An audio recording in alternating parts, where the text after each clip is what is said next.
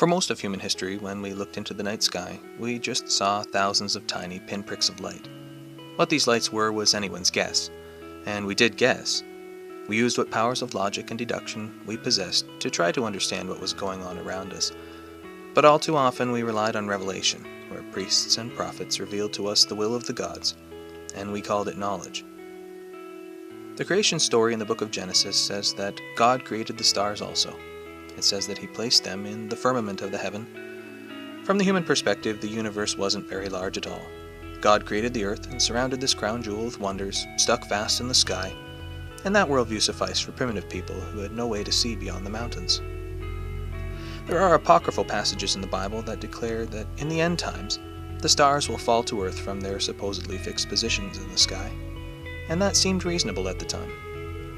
It took nearly 1,600 years for us to know any different. At the end of 1,000 years of darkness, using scientific measurements, Tycho Brahe in 1573 discovered that stars were not fixed in the sky. They lacked the parallax necessary to be that close to Earth. All of a sudden, we had a glimpse of the true scale of the universe. But the Earth was still the center of creation, just as the scriptures said, until the founder of modern science looked through a telescope, one of the very first scientific instruments to extend our sense perception beyond its natural limitations, and saw the moons of Jupiter in their orbits. That single observation was sufficient to prove that the Earth was not the center of the universe, and even more shocking than that, the Earth was not the only planet, for now we knew that some of those pinpricks were worlds orbiting our star. And I'm not sure when it happened, but around this time humanity realized that we had found a way to overcome the limits of our senses and imaginations, a way to understand the universe, our world, and ourselves, a way that unchained us from superstition and myth, and finally gave us the answers we were searching for. And that way, that new idea, we called science. And this was the tool we had been missing, the one without which our civilization could not be built. Better tools meant better information, and better information in turn meant better tools. Astrology gave way to astronomy, and we saw the heavens for what they truly are. Propitiation to the gods gave way to medicine, and we discovered real cures and treatments. Alchemy gave way to chemistry. Electricity propelled us out of the darkness of our ignorance. We discovered microbes, looked into our own bodies, split the atom, harnessed the invisible power of the electromagnetic spectrum, watched the birth and death of stars, uncovered the secrets of the universe, decoded the very fabric of life, even venturing off our own planet. It's one small step for man,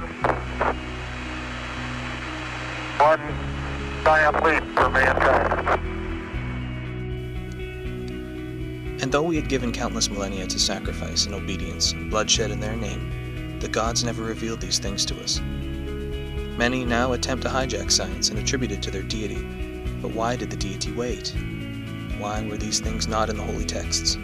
For 100,000 years, Homo sapiens was born, usually, not usually, but very often, dying in the process or killing its mother in the process.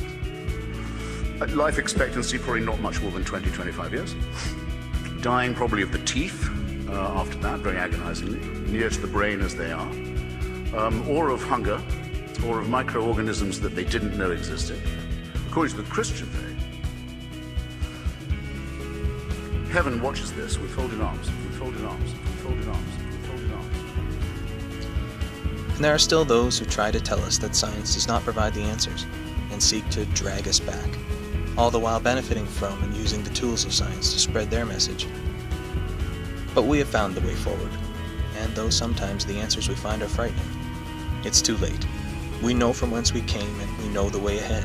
That I wasn't going to go back into the caves. Because what are these people telling you? You need my help. Cross my palm with silver. I'll tell you the future. I'll heal you.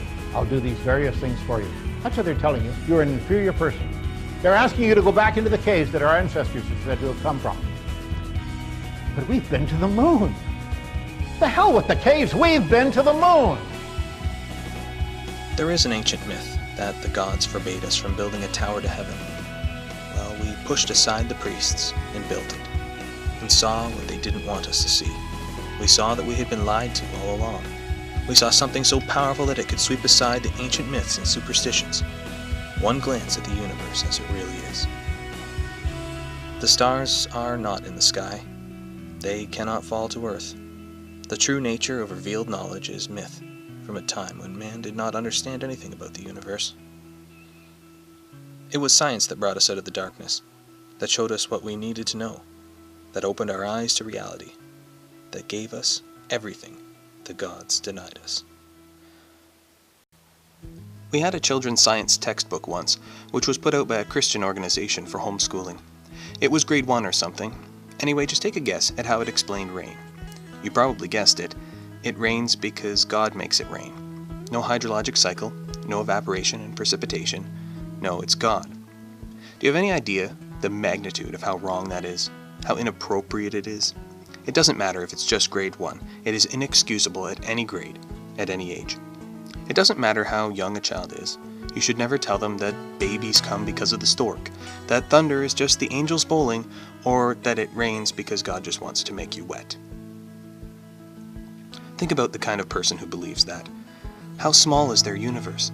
It's just them and God. Everything that happens is caused by a magical being making it happen just for them. Their universe extends only as far as their immediate sense perception, their wants and needs, and their imagination, which is severely limited by their ignorance of science. When I was a believer, I was exactly that. I thought that if I prayed for rain or for drought, that God would hear my prayer and sometimes answer it. We all probably have fond memories of thunderstorms and the smell of rain on a warm day. But beyond our immediate experiences, science actually has a great deal to say about rain. And one fact in particular, for me, is one of the grandest, most mind-blowing thoughts I've ever considered. Instead of turning our focus inward, it sets our minds soaring through the universe. We are accustomed to thinking of rain as a terrestrial phenomenon. It is an earthly thing. The sound, the feel, the smell. It is fundamental to the human experience. But rain does not fall only on Earth. On Titan, one of the moons of Saturn, we discovered just a few years ago the existence of lakes, rivers, and clouds. But these were no ordinary bodies of water. In fact, they were not water at all. They consisted of methane and ethane, creating a system of evaporation and precipitation similar to ours, but consisting solely of hydrocarbons. The majority of hydrocarbons found on Earth naturally occur in crude oil. On Titan, the sky's rain fuel. Sulfuric acid rain falls on Venus, but due to its extremely high heat and pressure, it evaporates before ever hitting the surface. It no longer rains on Mars, as its atmosphere has been stripped away, and liquid water cannot exist on its surface, but it does snow occasionally. Rain also occurs in all 4 of our gas giants, precipitating in the atmospheric layers to the core under increasingly tremendous pressures. It is estimated that there are upwards of 500 billion galaxies in the known universe. That's one galaxy for every star in the Milky Way. Through recent discoveries in the last few years, it seems that it is almost a certainty that most stars have planets, and many of them will have more rocky planets in their inner systems than even ours does. This means that we have now discovered there are more planets in the universe than stars, and considering that it rains on most of the planets in our own system, upon how many of the planets and moons around those planets in the entire universe do you think rain is falling on right now? I used to be a fundamental young earth creationist Christian. I taught young people for years that God made the earth about 6,000 years ago. According to the Bible, God created everything in 6 actual days. And that evolution is entirely false. Who should you always trust first, God or the scientist? That all organisms were created as they appear today. One of the arguments that I would use is that there are no intermediate fossils, and that if there were intermediate fossils, why wouldn't they show us? They being evolutionists. However, I found out through subsequent study that there are intermediate fossils, and they've been there for us to see all along. There are books and Wikipedia articles and online resources and free videos and documentaries. The only excuse one could possibly have for remaining unaware and uninformed is that they don't want to know. I would like to summarize some of the information that is freely and widely available on the subject of evolution and the fossil record, starting with the most famous human relative, Neanderthal. Now, as a creationist, I would have said that Homo neanderthalensis were just people. They may have been deformed or something, but there is nothing concrete to distinguish them from the rest of humanity. That's not entirely accurate.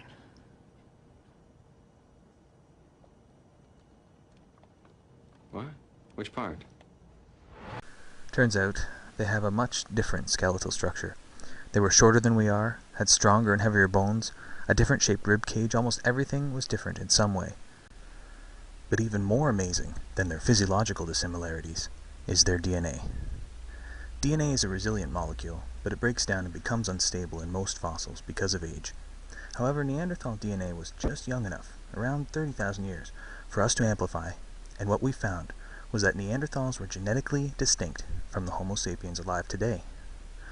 Turns out when someone claims that Neanderthals were just people like us, they are making a baseless claim because of what they want to be true. And the same field of science that convicts murderers and solves paternity has shown this plainly and clearly. The genetic distance between Homo sapiens and Neanderthals can only be measured in hundreds of thousands of years. Hundreds of separate individual Neanderthal remains have been found all over Europe. This is not an isolated case of a deformed human. This was a population of hominids that lived tens of thousands of years ago. Another common argument made against ancient human-like fossils by creationists is that evolutionists reconstruct whole fossils from very small bone fragments such as a lower jaw or tooth. This is a claim made against the Heidelberg Man, who was discovered on October 21st, 1907. The Heidelberg Man consisted of a lower jaw and teeth. Granted, building a whole skeleton around a lower jawbone is quite a stretch. An animal's sharp teeth doesn't tell you how it behaved or what food it ate, just that it had sharp teeth. Just as it takes a sharp knife to cut through tough vegetation, so those sharp teeth on a T-Rex would have been perfectly designed for cutting through plants. See, dinosaurs were originally designed to be vegetarians. But in 1933, a partial skull was also discovered, known as the Steinheim skull. The Steinheim skull was not complete, but was classified as being from a Heidelberg Man. In 1994, British scientists unearthed a tibia bone near the English Channel from an ancient Heidelberg Man, but no other bones were discovered with it. One can easily understand the skepticism toward the incomplete fossil that was seemingly hashed together from a few fragments found at different locations. But in 1997, a team in northern Spain unearthed more than 5,500 bones from the ancient Heidelberg Man, now known as Homo heidelbergensis. These bones were from approximately 28 individuals and included complete craniums, skulls, pelvis, mandibles, teeth, femurs, hand and foot bones, vertebrae, and ribs. 38 various stone tools were also discovered along with their fossils. Creationists no longer use the Heidelberg Man as an example of evolutionist exaggeration. Homo erectus is another fascinating hominid fossil. This species of Homo walked upright, hence the name. But wait, says the creationist, this is just an ape. Well, an ape that used fire and tools. Well, then it's a deformed human. That same old, tired, weak argument again. Why is it that all of the oldest human fossils we find are of deformed people? Whole communities of deformed people. Give it a rest. Every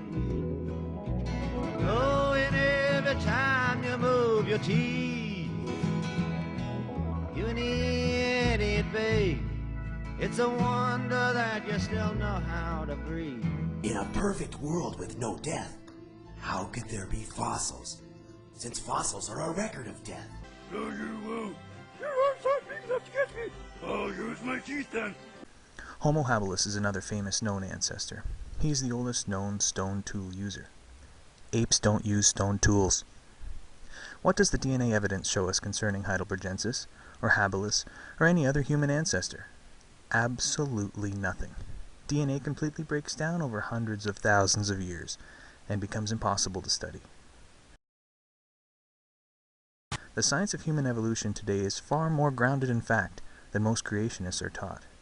Creationist knowledge on the subject is most often limited to debunked hoaxes such as the Piltdown Man and a common thought that the remaining few skulls are probably from primates, similar to apes or to humans who had birth defects, and on these grounds all fossils pertaining to human evolution are dismissed.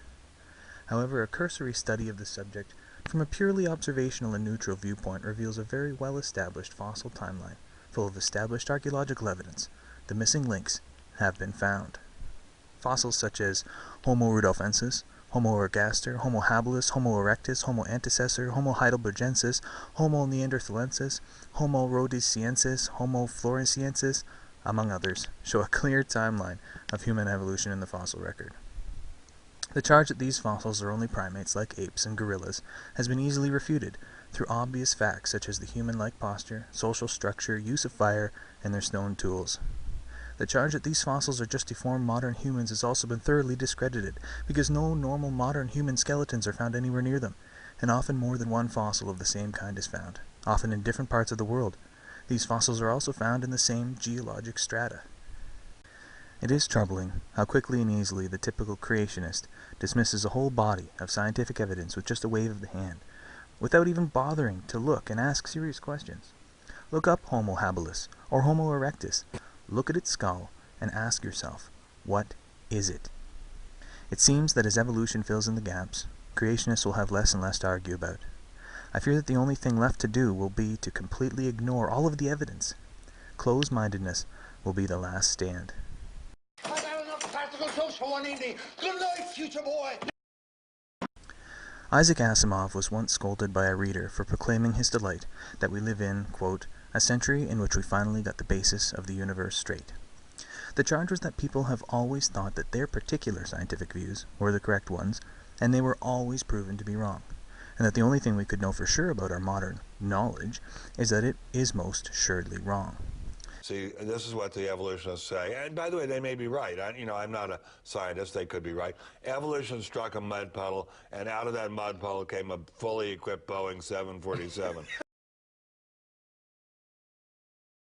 This is another argument often used against evolution, that it is only a theory, and as a theory, it keeps changing, and that the only thing we can know for sure about evolution is that what we know about it now is certainly wrong. Therefore, the whole theory is flawed. Mr. Asimov's answer to his critic was to point out that, quote, when people thought the earth was flat, they were wrong. When people thought the earth was spherical, they were wrong. But if you think that thinking the earth is spherical is just as wrong as thinking the earth is flat, then your view is wronger than both of them put together. He went on to say, quote, the basic trouble you see is that people think that right and wrong are absolute, that everything that isn't perfectly and completely right is totally and equally wrong. His point was that we are more right all the time. He used our scientific progress regarding the shape of the earth as an example. First we thought it was flat, then we discovered that it was a sphere. We then discovered that it was an oblate spheroid due to gravity and the centrifugal forces of rotation. We then discovered that the Earth's gravitation was not perfectly distributed, resulting in it not being a perfect oblate spheroid, but giving it a slight pear shape. His point was that while our knowledge is never perfect, we are less and less wrong all the time, and we progressively know more and more about less and less. This is what evolution is, a theory encompassing facts about which we know more and more all the time. Later discoveries refine, discredit, or validate earlier ones. Perhaps that is why creationists don't look seriously at the evidence, because it is overwhelming and because you can't dismiss it all. And they don't want to or need to believe any of it anyway. There are many who would interpret the Word of God for us and use their own infallible opinions to coerce others into disbelieving what can be plainly seen in the natural world. These men set themselves up, as it were, between God and men, and yet go so far as to declare the absolute truth of God without qualification. Who should you always trust first, God or the scientist? God. Your brain knows exactly what type of animal this is. There is nothing on Earth quite like the elephant. Well, not anymore, that is.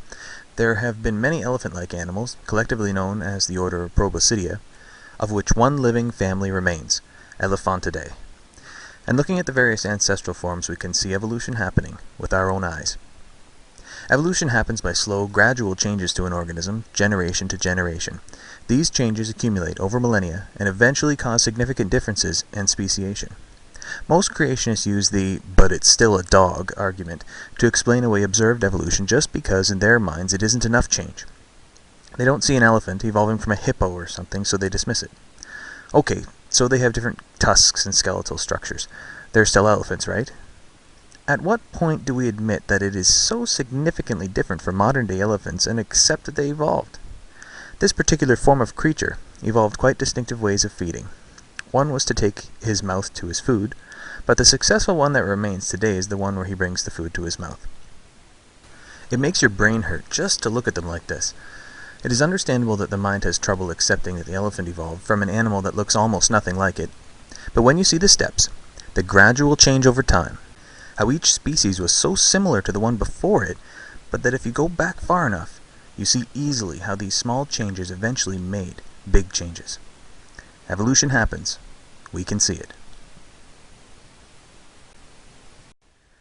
I was initially going to wait to do a video on the flood, but since it was one of the main topics brought up in response to my last video, saying that Neanderthal were just humans from before the flood, I decided to address this first. While there are arguably more Muslim creationists than any other, I was a Christian creationist. For me, it was all about the Bible. 6 literal creation days, which included days and nights before the solar system and most notably the sun, Adam and Eve, the Garden of Eden, and Noah's flood.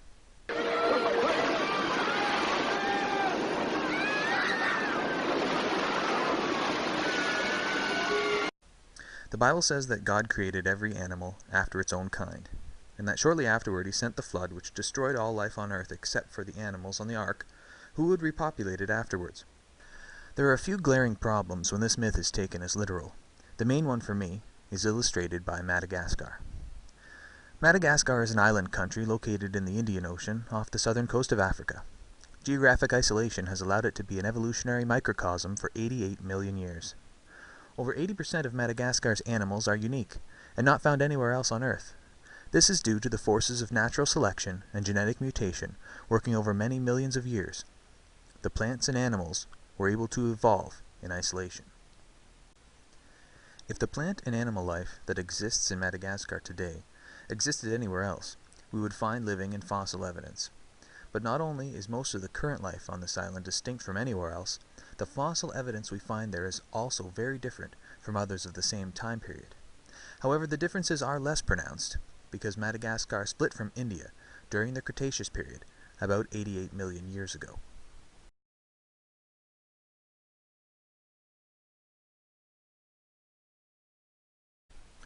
For instance, take Majungasaurus, also known as Majungatholus, a top predator. It was a Tyrannosaurus-like dinosaur, a theropod, but it was a very different animal. So if life was created all over the world before the flood, and some type of biological diversity was designed on Madagascar, that may make sense in a wishful thinking sort of way, but the flood should have destroyed all of this distinctiveness and made all life the same across the globe. But that was not the case. Before and after the flood is presumed to have happened, life is very different on Madagascar than on the mainland. Australia is another example of evolutionary change in geographic isolation. Australia is one of the most diverse countries on the planet. It is home to more than 1 million species of plants and animals, many of which are found nowhere else in the world. About 85% of flowering plants, 84% of mammals, more than 45% of birds, and 89% of inshore freshwater fish are unique to Australia. Monotremes and marsupials, along with a host of extinct megafauna, are examples of unique animal life found only in Australia. The marsupial lion is a great example of an animal evolving to fill a niche in the environment. They lived only in Australia. Perhaps they all swam there, and all the dead ones too, because we don't find any evidence of their existence anywhere else. If, as creationists claim, after the flood, the animals migrated to the far reaches of the earth at different migratory rates, and that's how some places have very different species than others, then we should find evidence of these animals elsewhere. But with Madagascar and Australia, and many other geographically isolated areas on Earth, that is not the case. At the very least, I suppose, creationists should concede that life does seem to evolve, but perhaps at a much quicker rate, since it has only supposedly been about 4,000 years since the flood. But admitting to that is unthinkable for most religious believers, as well as somewhat self-defeating, and ridiculous for most thinking people. How could the majority of the flora and fauna of these isolated places be distinct before and after a global flood? The flood legend amazingly claims global repopulation from a single species pair. For this claim, we must confront another serious issue: genetic bottlenecks. Now, before we knew anything about genetics, or reproduction, or, well, anything, Stories and legends didn't have to take any of these pesky scientific details into account. Today we know that genetic bottlenecks present huge problems for individual species and leave overwhelming evidence of their occurrence. The cheetah went through a severe genetic bottleneck during the last ice age. The inbreeding after this bottleneck is evidenced in the fact that skin grafts between unrelated individuals do not provoke an immune response. All cheetahs are almost genetically identical. Before 1492, there were an estimated 60 million American bison. In 1890, there were only an estimated 750. There are now around 400,000, but their genetic bottleneck has resulted in low genetic variation and reproductive problems. As an interesting side note, the ecological niche that bison flourished in was populated by ceratopsidae in the Upper Cretaceous. Millions of ceratopsids grazed in herds across North America. Over and over again, we see that animals evolved into available habitats that provided food, protection, and territory. Also in 1890, it was estimated that the population of northern elephant seal fell to around 30. This is causing reproductive problems now in the species. There are many other species that suffered similar bottlenecks, like the golden hamster and the giant panda. These events cause many problems for these species: increased susceptibility to disease, reproductive problems, adaptability limitations. But the most relevant fact to the legend of a global flood is that these events left clear genetic evidence, and most species on Earth did not go through this kind of genetic bottleneck. Notice that in most cases, these populations reduced to a small community, not just 2 individuals. Even a small community of 30, or even hundreds, has severe repercussions for the species, and leaves behind a record in their genes. Noah's flood would have left genetic evidence. And what about extinct species? It is estimated that 99.9% of all species that have ever existed are now extinct. That is an amazing thought when you consider that before we knew of fossils, the thought that extinction could happen to any species was anathema, because it was thought that since God created every animal after its kind, and that he saw that it was good, he certainly wouldn't allow them to just go extinct. That would be wasteful and, actually, quite a poor design. Perhaps Noah didn't do a very good job in collecting a pair of each species. Maybe he fudged the books and got by with only 1/10% of all species. Actually, how could the Earth support that many animals all at once anyway?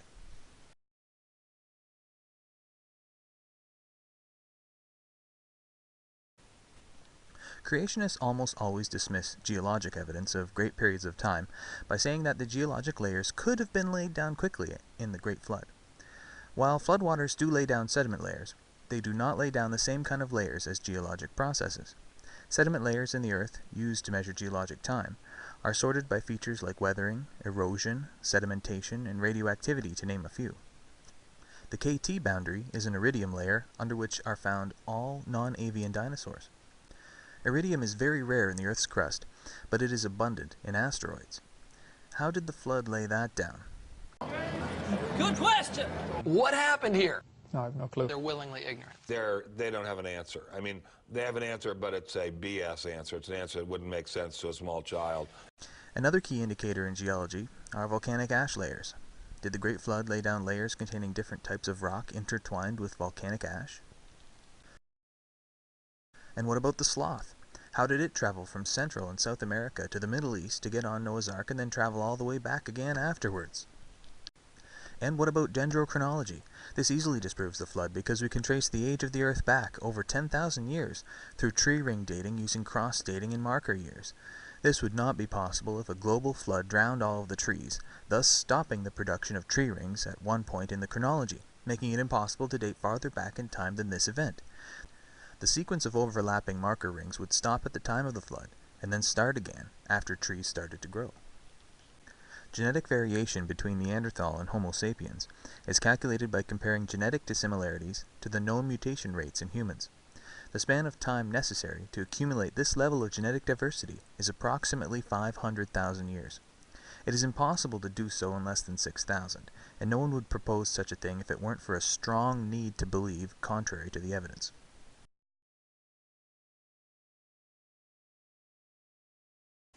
Much has been made about skin color over the years, and in our ignorance we considered it a major difference between people groups. We now know that skin color represents less than 10% of all genetic diversity between human populations today. In one fell swoop, modern genetics has made our traditional view of race obsolete.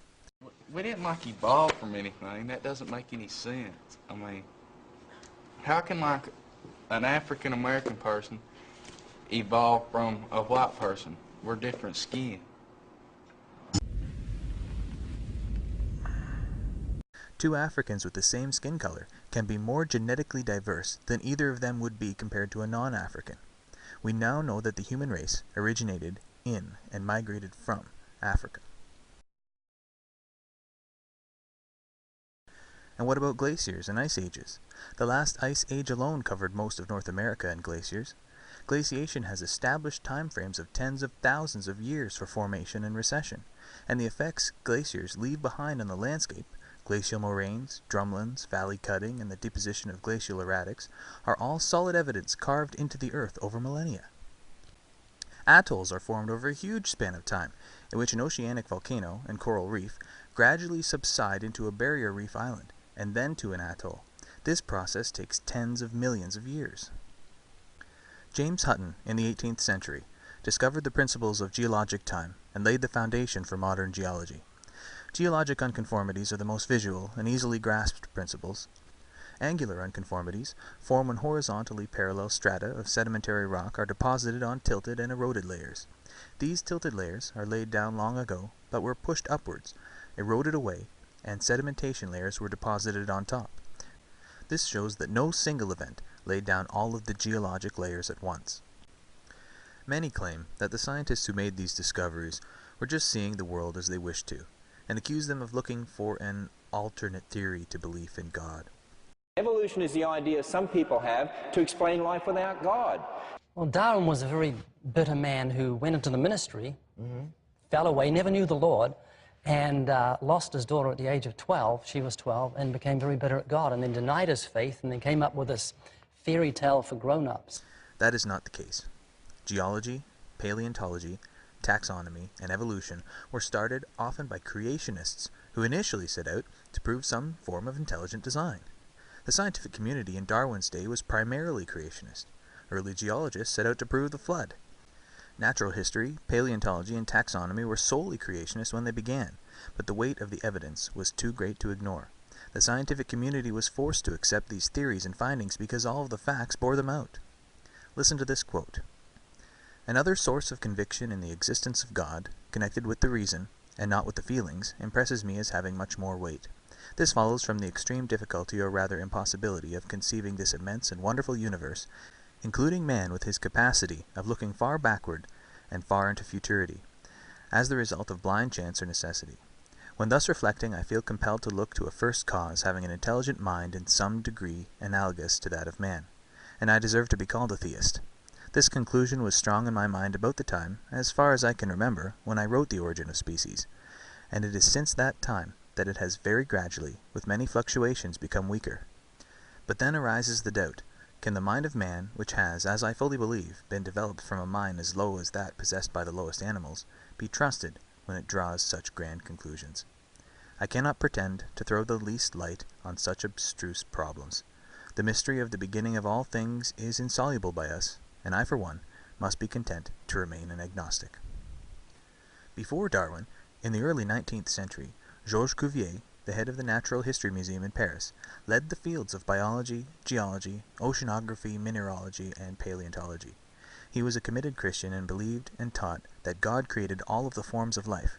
He opposed the idea that organisms evolved, but his work laid the groundwork for later discoveries that would show beyond the shadow of a doubt that all life did indeed change over time.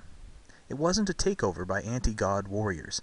It was a slow and reluctant change, even against the will of those making the discoveries. The early leaders in these fields would have loved nothing more than to prove that God created the world and everything in it, and some of them were big enough to accept the facts when they ran contrary to their own personal beliefs. And eventually, the scientific community accepted evolution and deep time based upon the evidence. Don't fall for the lie that most scientists today doubt evolution and the Big Bang. That is one of the most insidious fabrications told in creationist circles. There is so much evidence now that it's overwhelming. When I was a creationist, I read most of the literature on the subject of intelligent design. It's not hard to do. When I decided to look into the claims of evolution, geology, cosmology, and astronomy, paleontology, and taxonomy, and other disciplines that contradicted my opinion, I thought I could read all of the literature as well. I found out that though you can read all of the creationist literature in relatively little time, I couldn't hope to read all of the other side of the issue in my lifetime. Well, and that's the thing. It's not a two-sided issue. There is no controversy to teach. The creationist viewpoint is a position of denial and poorly worded and empty arguments. The Bible says that God told Noah to bring 7 of every clean animal and 2 of every unclean animal. Why was Noah supposed to sort the animals based on the Hebrew dietary laws that hadn't been given yet?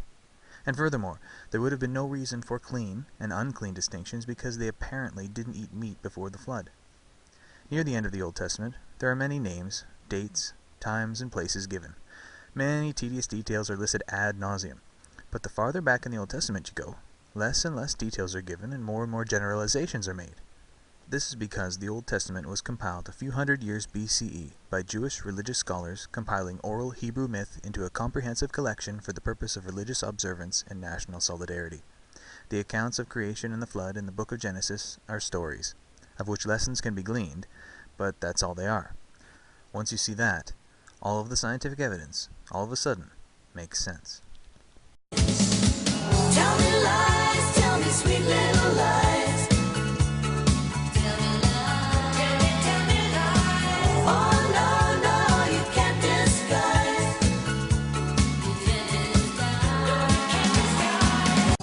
Attention needs to be drawn to the fact that most of the professional creationists out there are outright lying to you. I used to be a young earth creationist. I taught it in church and to youth groups. You may be surprised to find out that one of the major factors in my leaving this particular belief system was the creationist leaders themselves. In this video, I would like to outline some of the lies, dishonest tactics, incompetence, and inexcusable ignorance of those who had set themselves up as leaders who had cast aspersions on genuine knowledge. I have come here to chew bubblegum and kick ass. And I'm all out of bubblegum. Tell me lies, tell me sweet little lies.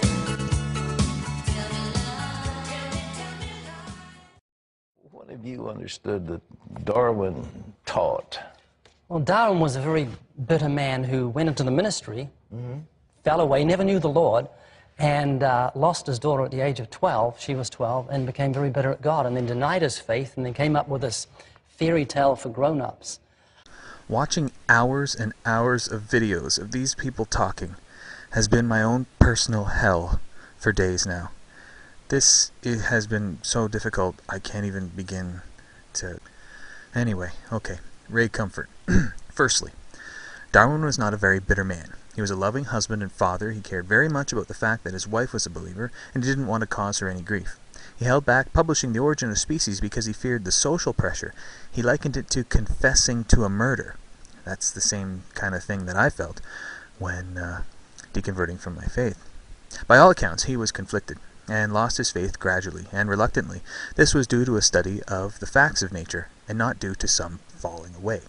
Who is Ray Comfort to say that Darwin never knew the Lord? Darwin was a committed Christian. He believed in God and creation. He supported Paley's arguments. Ray just made that up. This is typical of the religious fundamentalist who labors under the delusion of absolute knowledge. Not only does he just know what's true and false, he can extend that to knowledge of any given person's inner struggles. It is called self-projection as God. That is the engine that drove the Dark Ages. It's people who thought like Ray that burned witches. They just know that the woman is a witch, and God's law says that we shouldn't allow them to live. And who talks more about God's law in the Old Testament than Ray Comfort? Darwin became bitter after his daughter's death and made up evolution as a story to get back at God? Well, that's a bold-faced lie. Who knows what toll the death of his daughter took on him? Most likely a heavy one. But it had nothing to do with the theory of evolution by natural selection. Darwin was made fun of for his religious views while aboard the Beagle. He studied the natural world and came to these conclusions years before the death of his daughter.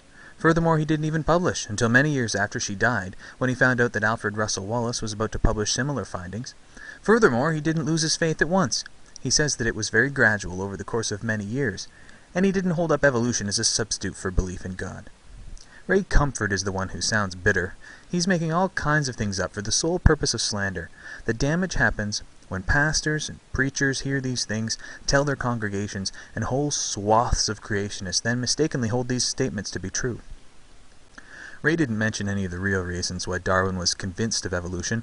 He didn't mention natural selection. He didn't mention all the animal species that Darwin examined and collected. He didn't mention the mountains of evidence that had been gathered since. He is supporting the false belief that there is no evidence for evolution. But is he just ignorant? Does Ray Comfort just know nothing about Darwin and evolution? Well, yes and no. Ray led a campaign to hand out anniversary editions of The Origin of Species on college campuses, and the 40-plus page introduction that he included with the book said all these things. That by 1838 Darwin's theories were largely formed, that he didn't publish because of some vendetta against God, but due to finding out that he was about to be scooped, and the encouragement of his friends. Even a clear timeline of his life was included, showing that he formed these theories based on evidence and study, and that it had nothing to do with his daughter's death. That he truly believed in God and the Bible, nothing to indicate his faith was anything but genuine. And all of this introduction was written by Ray Comfort. Maybe Ray knows better now, but that doesn't excuse that level of ignorance in someone who is considered an expert. He made up all kinds of nonsense and pretended to be informed. He pulled the wool over the eyes of many who would look no further into the facts. The most common reaction that creationists have when their cherished views are challenged is the mocking question. Oh yeah? Well, how did the Big Bang create itself then? Oh yeah? Well, no one has ever observed one kind of animal evolving into another. Oh yeah? Well, if we evolved from monkeys, then why are there still monkeys? They can't just discuss and debate the issues, both because they're not willing to consider any facts presented to them and because they believe that they have all the answers anyways. Take, for instance, this interaction between Aaron Ra and a creationist. Give me evolution right now. Give me evidence. What do you want me to do? Give me evidence for evolution right now. You are Think how silly you are. Do you understand that? That's not evidence for evolution. How is You're it making not? a statement. You're not giving any evidence for evolution. I'm giving you evidence for evolution. You are a primate. How do you That's explain not it? evidence for evolution. It is certainly. They are so used to holding to a simple belief system that has simple, soundbite answers to everything that if someone can't just quickly summarize a complex issue into a one-liner that a child could understand, they mock and ridicule and take it as a confirmation that their opponent was left speechless. It is only a confirmation of their simple mindset. What if that was their approach to every subject? For instance, prove general relativity and time dilation to me right now in simple terms. Ha! I didn't think so. If they were willing to take the time to look at the evidence, they may learn something. Okay, so how is being a primate evidence for evolution? Aaron Ra had a very good point, but that point needs to be backed up with data, and no one just carries around the information and studies that prove it, and I doubt very much that those creationists would have sit long enough to look at it anyway. I don't think they ever do. Most people, even creationists, wouldn't have a problem with the fact that bonobos and chimpanzees have a common ancestor. They wouldn't even need to see corroborating evidence. Again, I doubt they would care. Their external similarities alone are usually sufficient. And all of the evidence does indeed show that they have a common ancestor. We sequence their genomes and can see exactly how closely related they are. Again, it's the, well, it's still a dog creationist anthem. Bonobos and chimps are more closely related to each other than one of them is to a mouse or an elephant. No surprises there.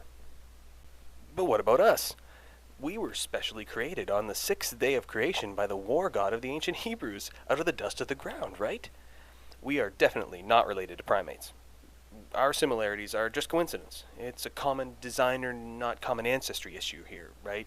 I mean, we're talking about the almighty God of the universe. We wouldn't expect him to just copy-paste chimp DNA when he's specially creating someone in his own image, right?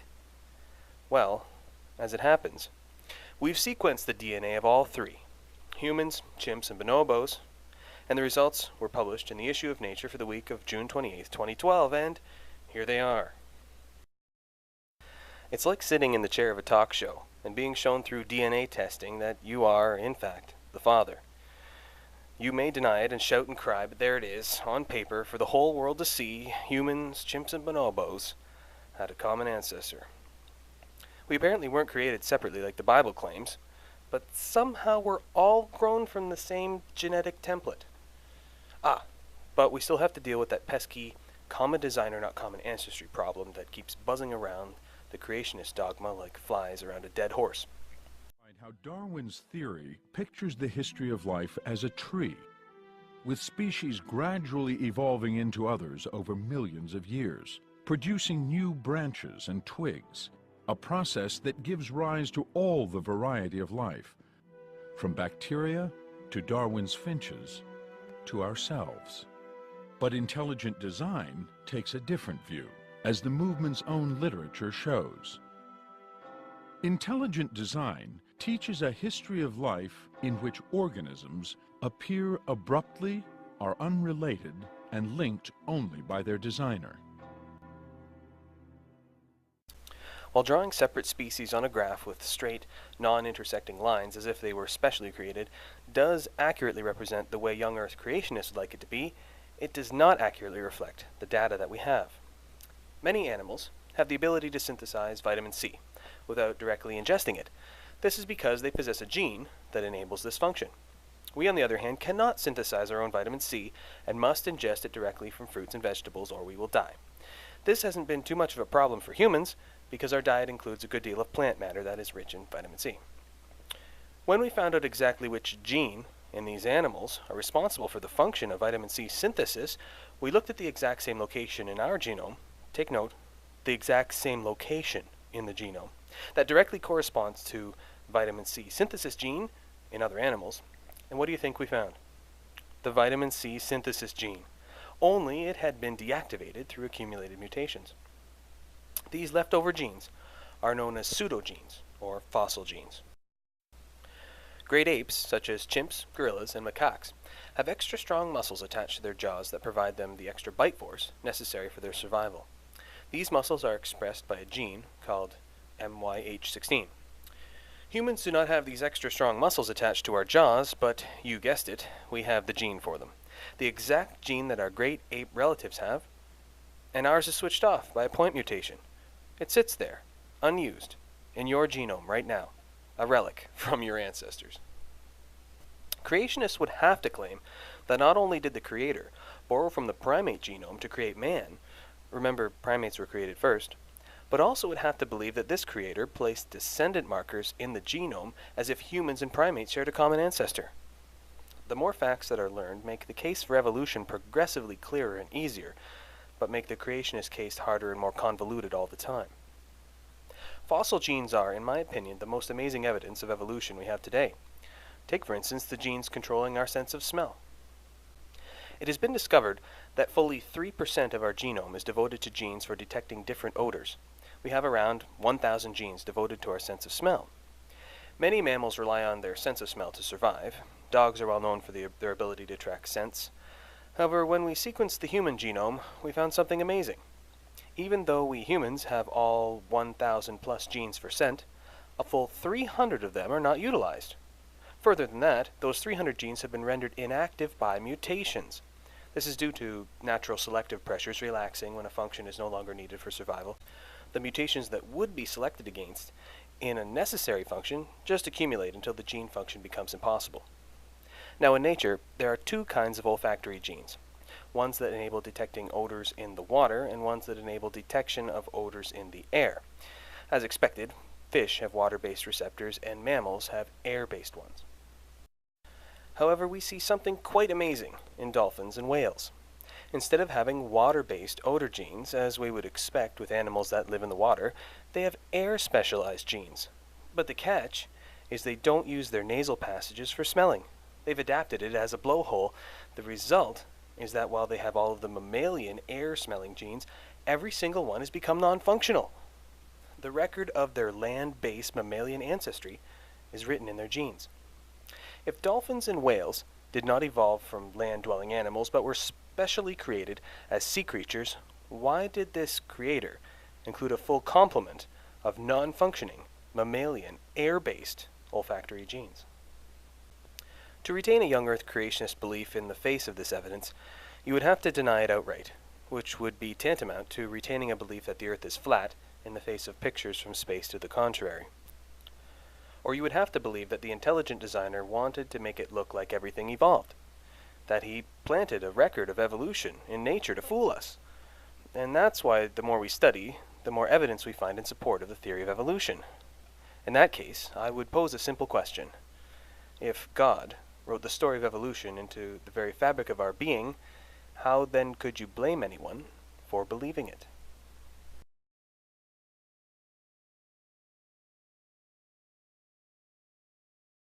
From our galaxy, we move outward into the further blackness of space.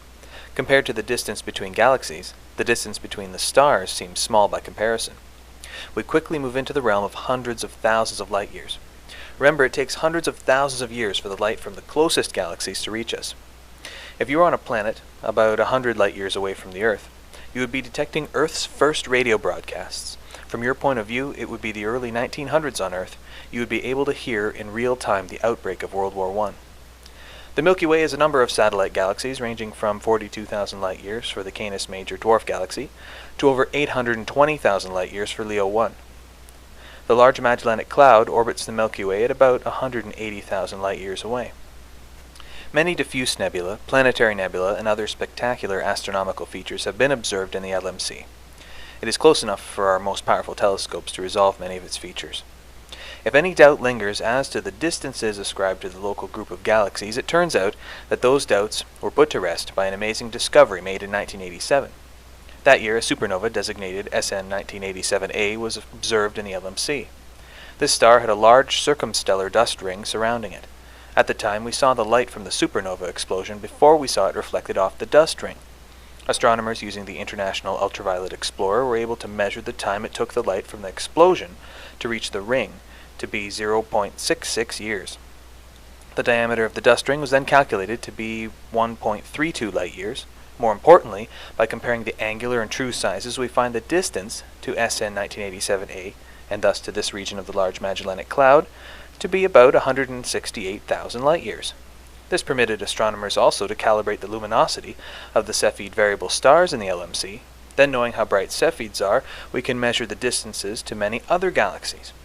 Because of the fixed speed of light, we were able to directly and accurately measure the distance to this supernova by using triangulation, all due to a star that exploded about 168,000 years ago.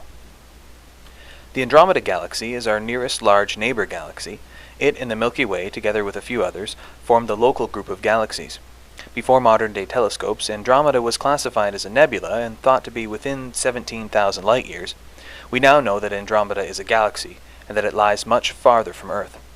Andromeda and the Milky Way are approaching each other at about 100 kilometers a second, but due to the great distance between them, the eventual collision will not happen soon, as the Andromeda Galaxy lies more than 2.5 million light-years away.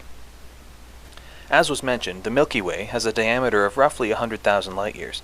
This means that if it was traveling at the speed of light, which it can't, but that's the maximum speed anything can travel at, it would take it 100,000 years to move one diameter width through space. At their current speed, it will take billions of years for this collision to take place. The Andromeda Galaxy is actually closer than it appears because we see it as it was 2.5 million years ago. Its light traveled the void of space at the fixed speed of 299,792 kilometers a second before reaching us. In the meantime, it's moved closer to us. 28 million years ago, the light we see from the Sombrero Galaxy began its long journey across space, finally reaching the lenses of our telescopes today. We can only speculate on what will happen during the collision of Andromeda and the Milky Way, but that dance is already being played out 45 million light-years away.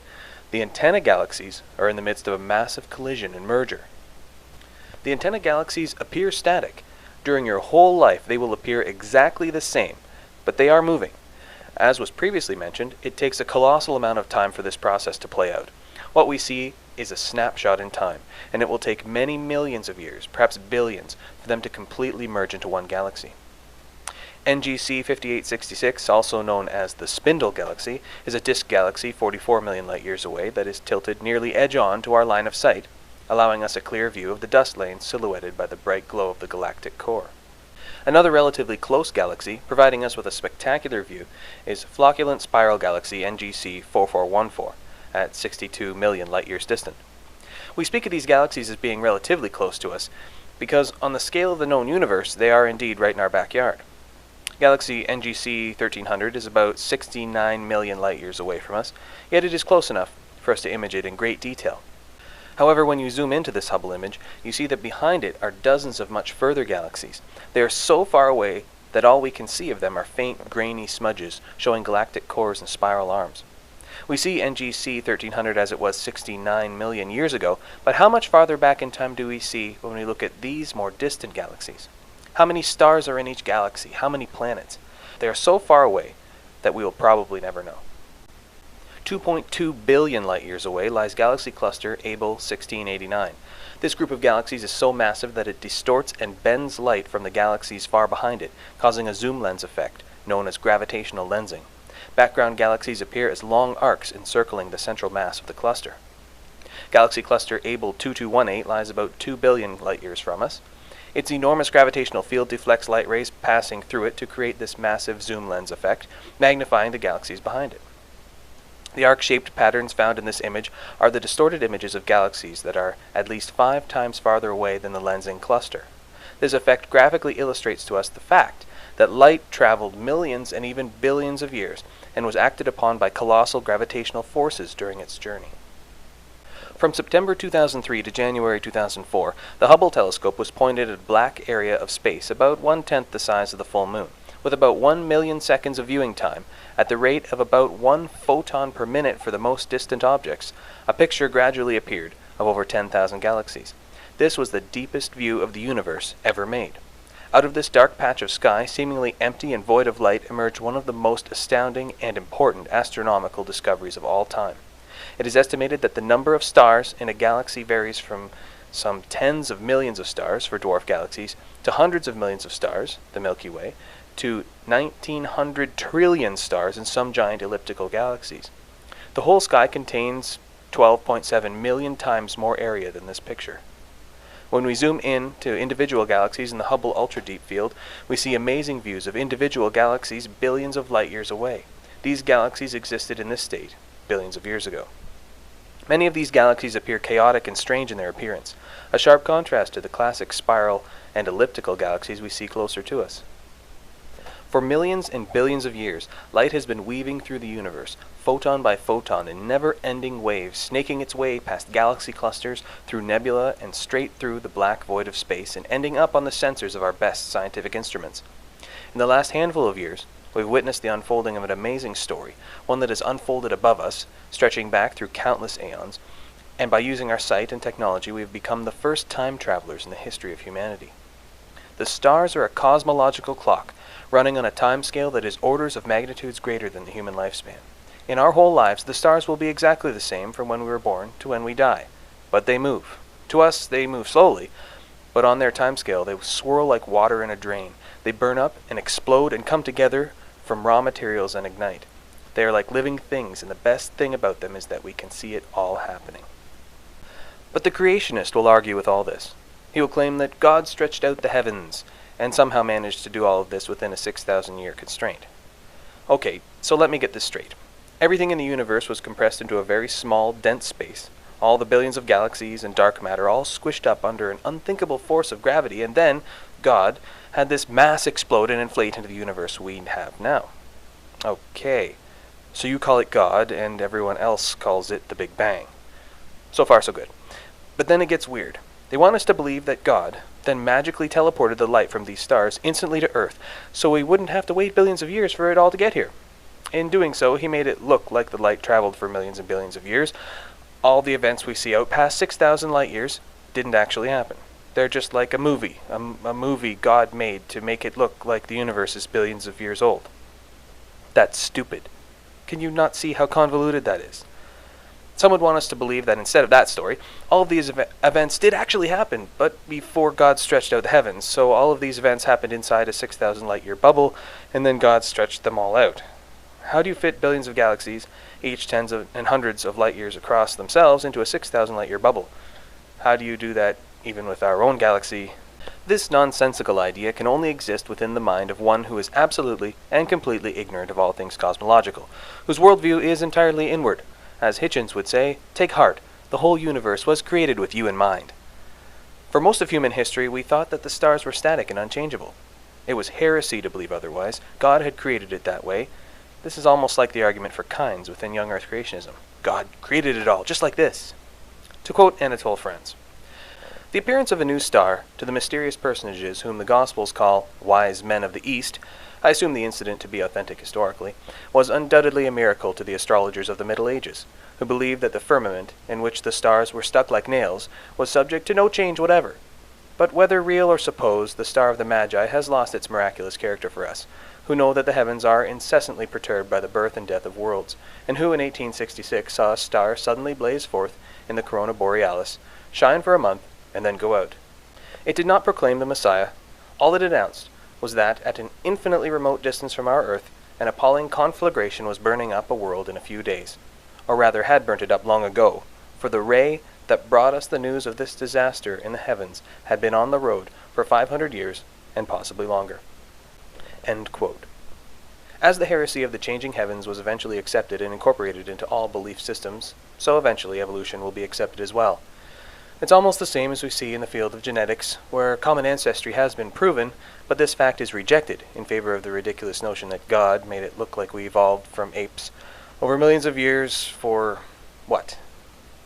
Look, either the universe is billions of years old, as simple observation indicates, or, if I grant the creationist convoluted idea that their God made it look that way, we come back to the question: if a God made the universe to look billions of years old, how can you blame anyone for believing it?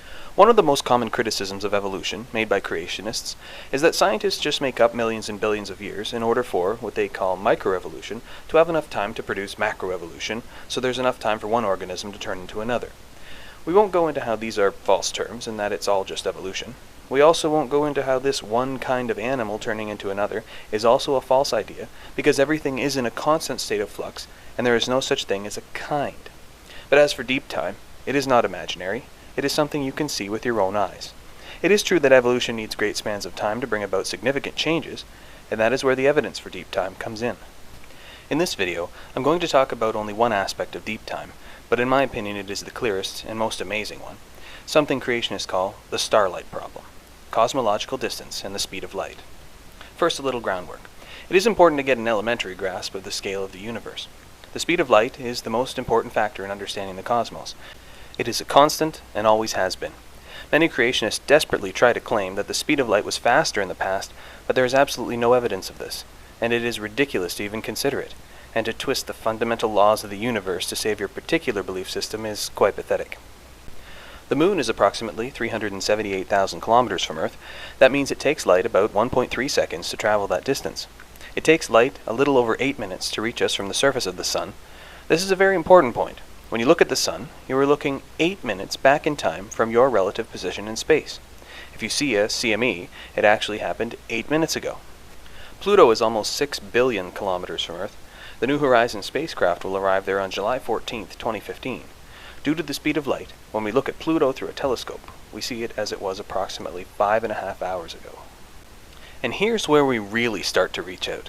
The closest star to Earth is Proxima Centauri, 4.2 light-years away. If this star exploded right now, it would take 4.2 years for us to see it. We would be effectively looking 4.2 years into the past. The star Fomalhaut is about 25 light-years away. It's about 236 trillion kilometers. This is the star around which the first extrasolar planet was discovered, imaginatively named Fomalhaut b, about 3 times the mass of Jupiter, and with an orbit of 872 years. When we look at this system through the Hubble telescope, we clearly see where this planet is in its orbit. However, because it takes the light from this system 25 years to reach us, we see it not as it is now, but as it was 25 years ago. It really is like looking back in time. We know Fomalhaut is 25 light-years away because we can directly measure it using parallax. The Helix Nebula is 650 to 700 light-years away and spans approximately 2.5 light-years. We are seeing it as it was about 700 years ago, at the beginning of the Renaissance, before the telescope was invented. The Orion Nebula lies approximately 1,500 light-years away. Because of this great distance from Earth, we see it as it was about 1,500 years ago, shortly after the fall of the Western Roman Empire in the time of King Arthur and Muhammad. As a side note, the Orion Nebula lies about halfway out to the maximum distance we can realistically measure using parallax. So far so good for the creationist. All of these objects are within 6,000 light years from Earth, and so all of the events we see within this radius happen within their worldview. But you know we can't stop there. In 1054 AD, Japanese and Chinese astronomers recorded a new star which was so bright it could be seen in the daytime for 23 days. What they witnessed was the rare event of a close supernova, one that would create the Crab Nebula. One of the most amazing facts about their discovery was that they were seeing an explosion that happened in the distant past about 6,500 years before. That is because the star that exploded was about 6,500 light years away. They saw an explosion that happened in approximately 5446 BCE. The Crab Nebula has continued to expand over the last 950 plus years to about 10 light years across. It continues to expand at about 1,800 kilometers a second. It appears to us to be about 10 light years across, but we see it as it actually was about 6,500 years ago. If it continued to expand at its currently observed rate, it would actually span about 39 light years in its current position. What we see as the nebula is the matter that composed the body of the star, which was flung out into space during the massive explosion. How can we be seeing events that happened that long ago if everything were created 6,000 years ago? This is what creationists loosely call the starlight problem, and it sure is a problem for them. They have created this imaginary 6,000 light year bubble around Earth where events actually happen, but outside of this faith line, just past 6,000 light years, what we observe isn't really happening. It's just a movie created by their intelligent designer. Stars explode, galaxies merge, light bends, but it's all an illusion? They call it creation with the appearance of age. This is like claiming that we all just popped into existence 5 minutes ago with memories already formed and hair that needed cutting. How could you prove otherwise? Everything just popped into existence a few minutes ago with the appearance of age. Just like their desperate and dishonest attempts to claim that the speed of light could have been different in the past. It's a cop-out. Creation with the appearance of age is a useless hypothesis. It gets us nowhere and provides us no useful framework for anything but propping up a religious belief system that is contradicted by the evidence. As Neil deGrasse Tyson says, this kind of religious apologetics halts inquisitiveness and scientific progress. Here are some of the coolest astronomical facts I missed out on while I was a creationist. The planetary nebula NGC 2818 is about 10,400 light years away. Planetary nebulae are formed when a star runs out of fuel to sustain nuclear reactions in its core. It then sheds its outer layers in these spectacular formations. In 2002, a spectacular outburst was observed that had never been seen before, and has been characterized as being somewhat similar to that of a nova. V838 Mon lies approximately 20,000 light years away at the edge of the Milky Way galaxy. This means that we observed an explosion that took place 20,000 years ago, around 18,000 BCE. Early astronomers classified globular clusters as nebulae or stars because telescopes were not powerful enough to reveal that globular clusters are actually composed of many stars. NGC 2808 is one of our galaxy's largest globular clusters, composed of more than 1 million stars. There is debate among astronomers whether NGC 2808 was formed as part of our galaxy, or if it was a captured dwarf galaxy. It is thought that Omega Centauri, another massive globular cluster in our galaxy, which contains about 10 million stars, is indeed the remnant of a dwarf galaxy. Studies have indicated the presence of a black hole in its core.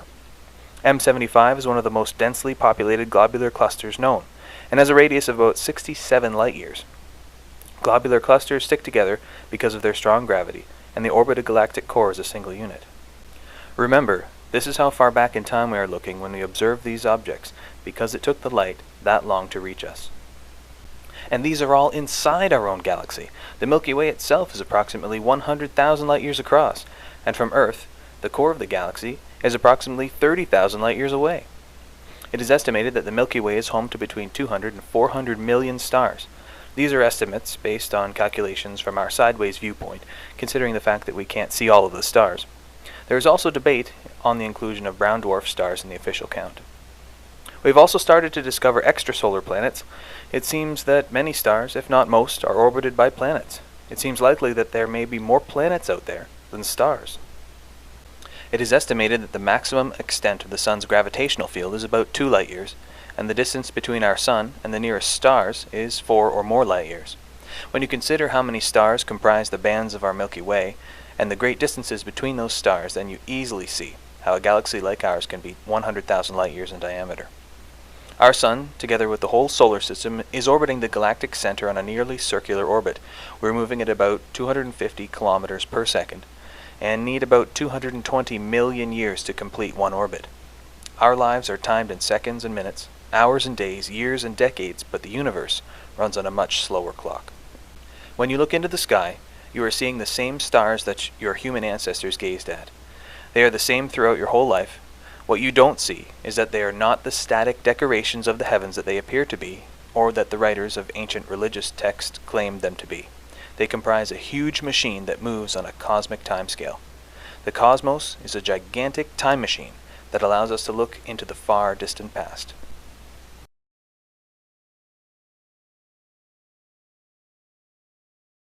The centerpiece of a popular Christian presuppositional argument is that everything you think you know could be wrong, and therefore I am just as likely to be right about my beliefs as you are in yours. Well, it's my position as a Christian that without God, we actually can't know anything. Would you say that we can know things, or is it impossible to know things? I know a lot of stuff. 2 + 2 = 4.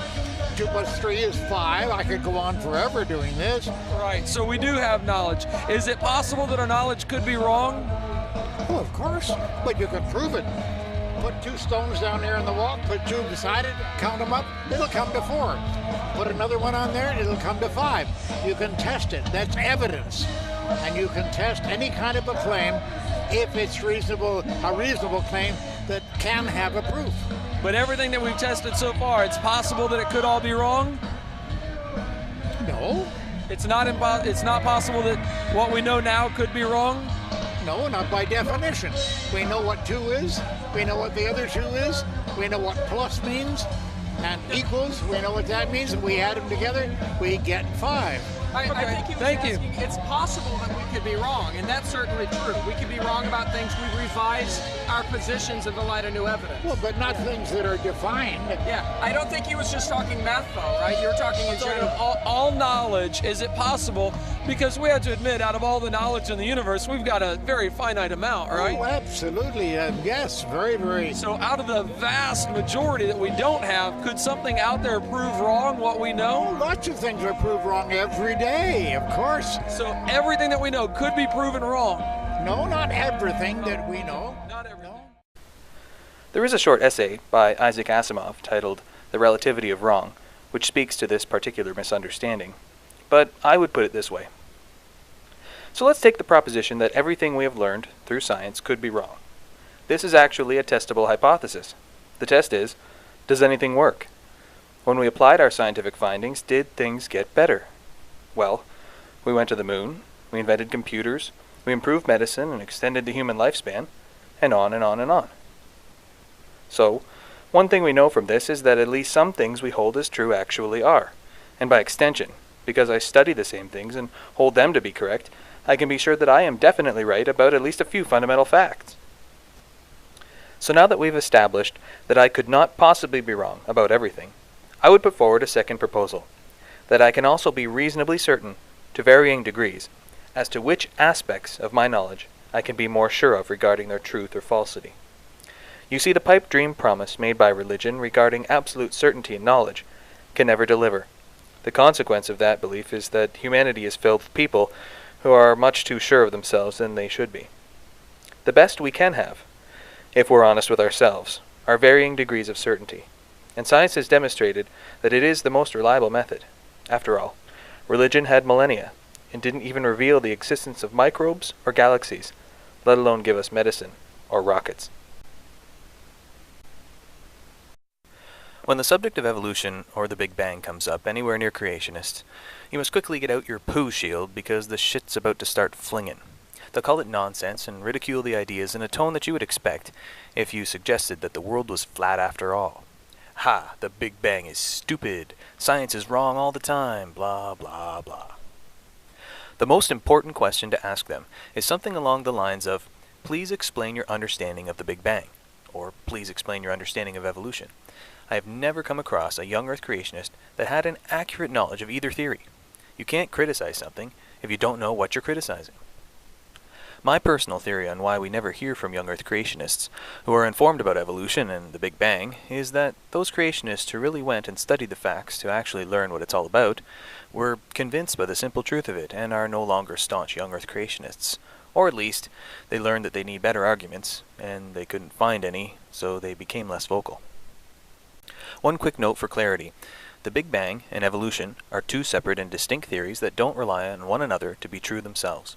You can accept evolution and not the Big Bang, and I say accept because it's not about belief, but acceptance of plain facts.